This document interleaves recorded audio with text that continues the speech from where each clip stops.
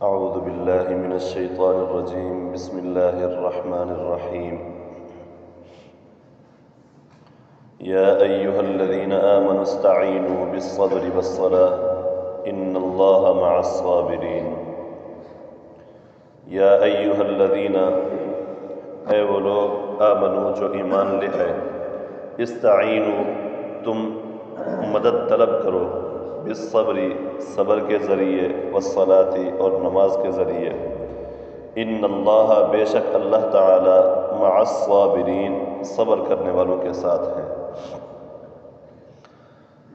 گزشتہ درس کے اندر ہم نے یہ پڑھا کہ اللہ تعالیٰ نے رسول اکرم صلی اللہ علیہ وسلم کے بارے میں فرمایا کہ ہم نے تمہارے پاس ایک نبی بھیجا جو ہماری آیات کو تم پر تلاوت کرتا ہے، اسی طرح تمہارا تزکیہ کرتا ہے، اور اسی طرح وہ تمہیں کتاب کی تعلیم دیتا ہے، اپنی سنت کی حکمت کی تعلیم دیتا ہے، اور ان چیزوں کی تعلیم دیتا ہے جو تم نہیں جانتے۔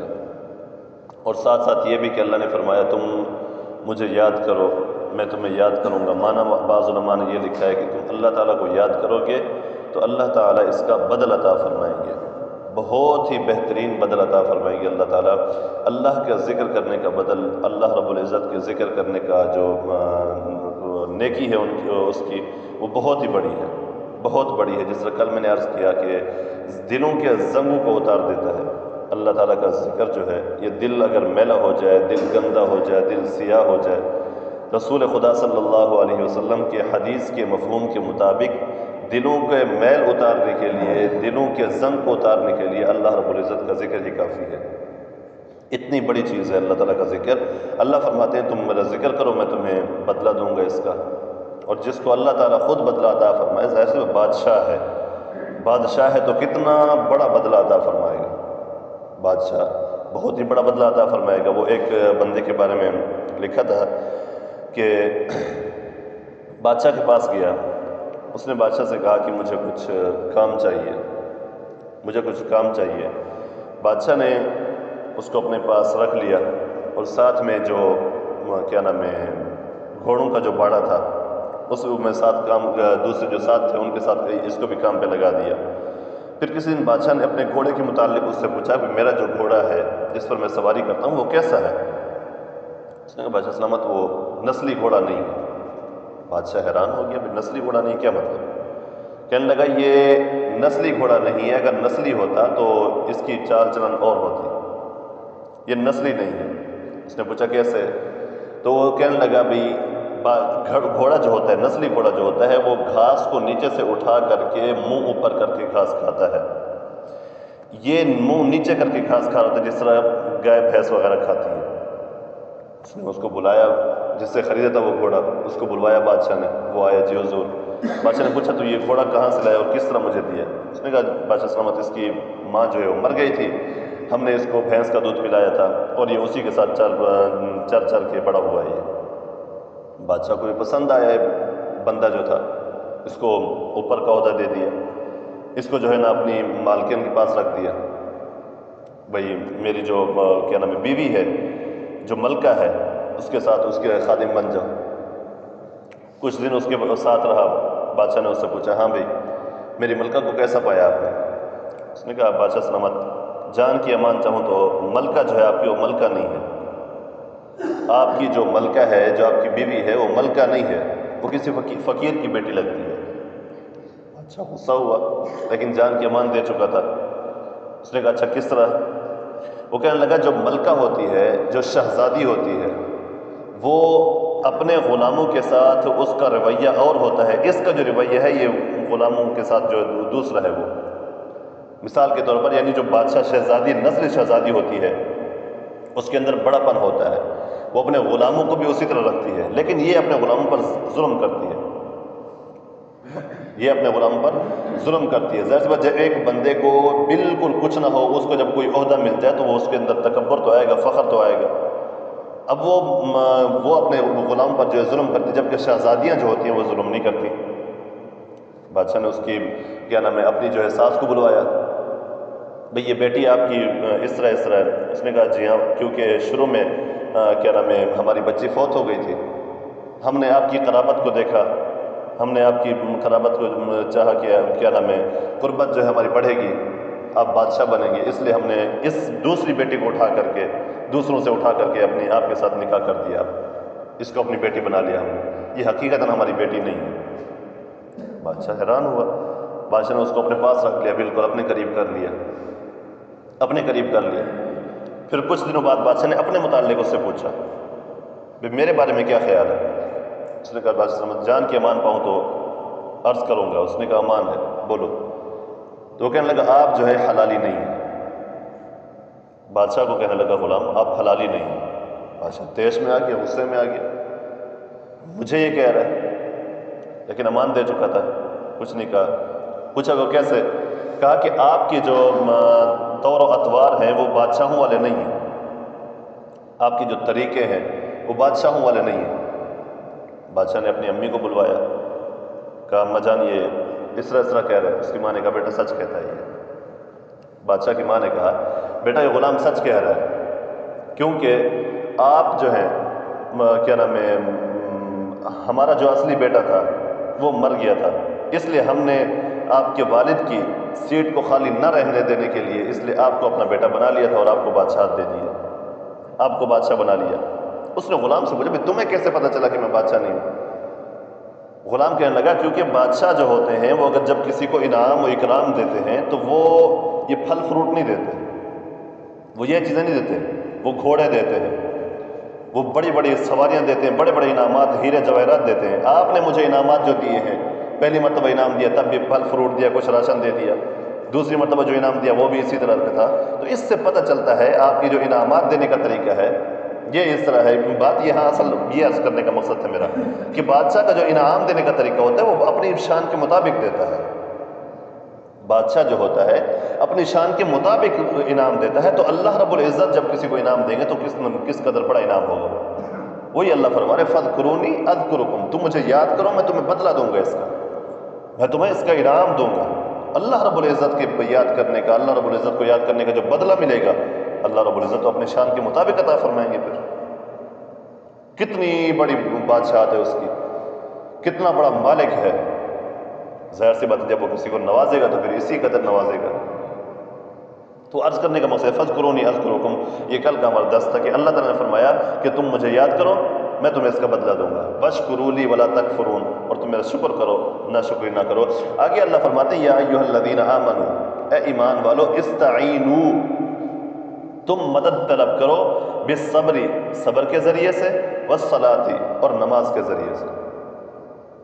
تم مدد طلب کرو نماز کے ذریعے اور صبر کے ذریعے سے۔ بعض احمق نادان لوگ اس کو یوں سمجھ بیٹھے کہ اللہ تعالیٰ فرما رہے ہیں کیوں تم صبر سے بھی مدد طلب کرو، تم نماز سے بھی مدد طلب کرو، تو نماز اور صبر جو ہے وہ غیر اللہ ہے، لہٰذا معلوم ہوا غیر اللہ سے مدد طلب کرنا جائز ہے، اس لیے ولی سے بھی مدد طلب کرو، نبی سے بھی مدد طلب کرو، غوث اعظم سے بھی مدد طلب کرو، ہر کسی سے مدد طلب کرتے پھرو، پھر یا رسول اللہ مدد، یا غوث پاک مدد، یا فلاں مدد، یا فلاں مدد۔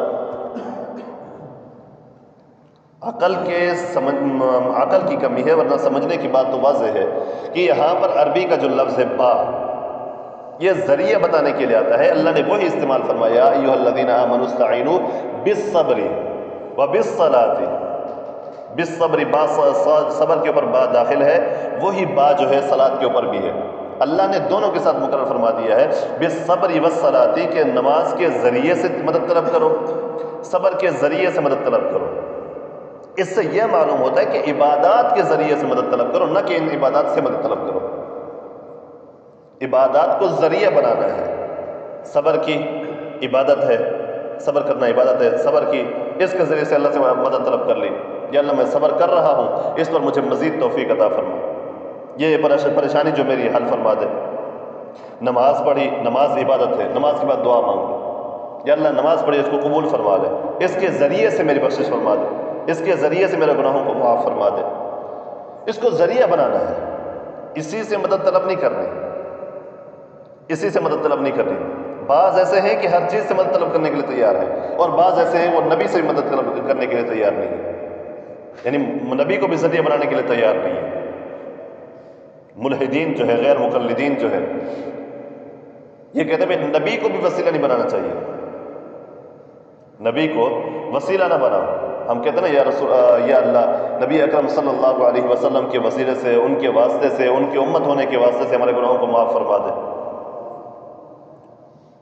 وہ ملحدین قسم کے ہیں، عقل چھین لی گئی ہے ان کی، وہ کہتے ہیں نہیں، نبی کو وسیلہ نہیں بنانا۔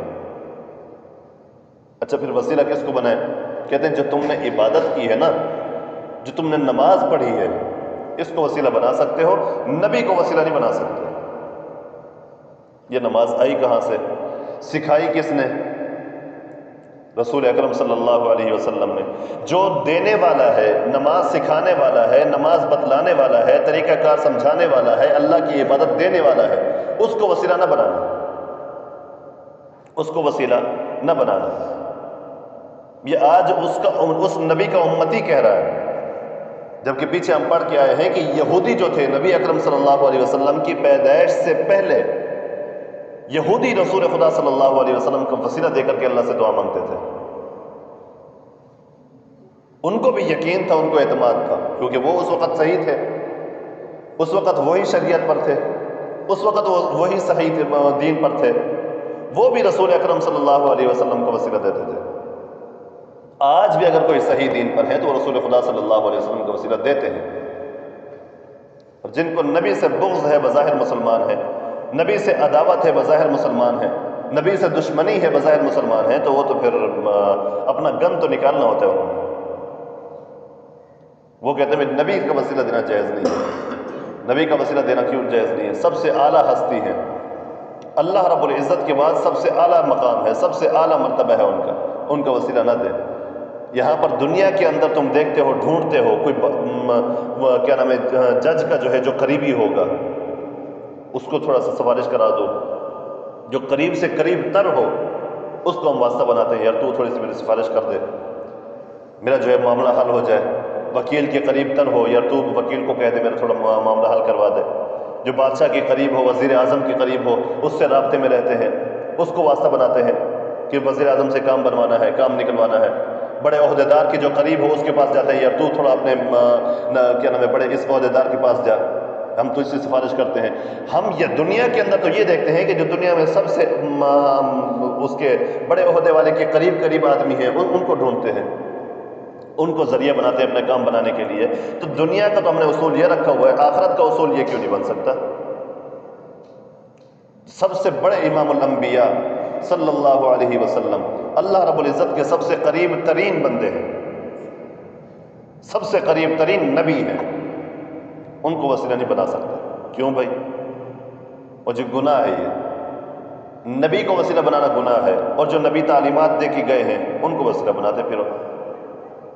کمال عقل کی بات ہے، بس جب عقل اللہ تعالیٰ چھین لیں تو پھر بندہ ایسی باتیں کرتا ہے۔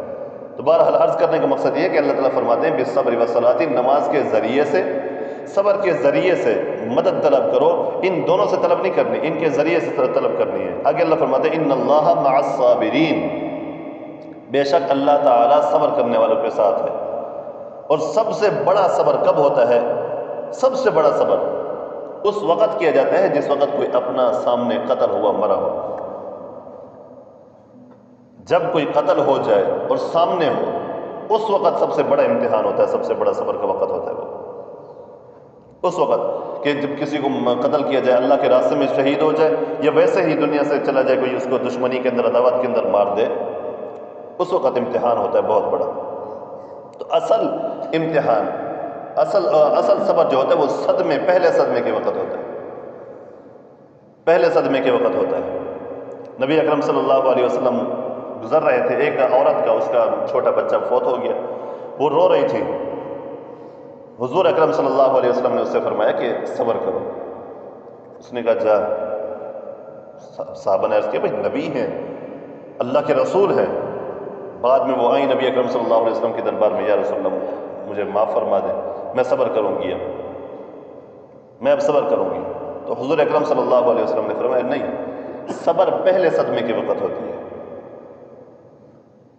الصبر عند صدمۃ الاولی، پہلے صبر کیے، پہلے صدمے کے وقت، پہلے دکھ کے وقت صبر کیا جاتا ہے، بعد میں صبر تو ہوتا ہی رہتا ہے، بعد میں بندہ کیا کر سکتا ہے۔ جب پتہ چلے بھئی یہ تکلیف پہنچی ہے، جب پتہ چلے کہ یہ مصیبت آئی ہے، جب پتہ چلے کہ اللہ کی طرف سے یہ امتحان آیا ہے، یہ آزمائش آئی ہے، اس وقت صبر کرنے کا اصل مطلب کیا نام ہے فائدہ ہے۔ اس وقت صبر کریں گے، اللہ تعالیٰ کی طرف سے مدد آئے گی، ان اللہ مع الصابرین، پھر اللہ تعالیٰ خود آ جائیں گے، اللہ تعالیٰ کی نصرت ہمارے ساتھ آ جائے گی، ان اللہ مع الصابرین، اللہ تعالیٰ صبر کرنے والوں کے ساتھ ہے۔ تو سب سے بڑا صبر کیا جاتا ہے وہ اس وقت ہوتا ہے جس وقت کسی کو قتل کیا جائے۔ اس کے بارے میں آگے آ رہا ہے کہ جب وہی اللہ تعالیٰ نے آگے بیان فرمائی ہے کہ جب کوئی بندہ اللہ کے راستے میں شہید ہو جائے تو اس کو مردہ نہ کہو، یہ اس پر کیونکہ عقیدہ حیات النبی کا مسئلہ ہے، یہ انشاءاللہ کل تفصیلی طور پر عرض کریں گے۔ وآخر دعوانا ان الحمد للہ رب العالمین۔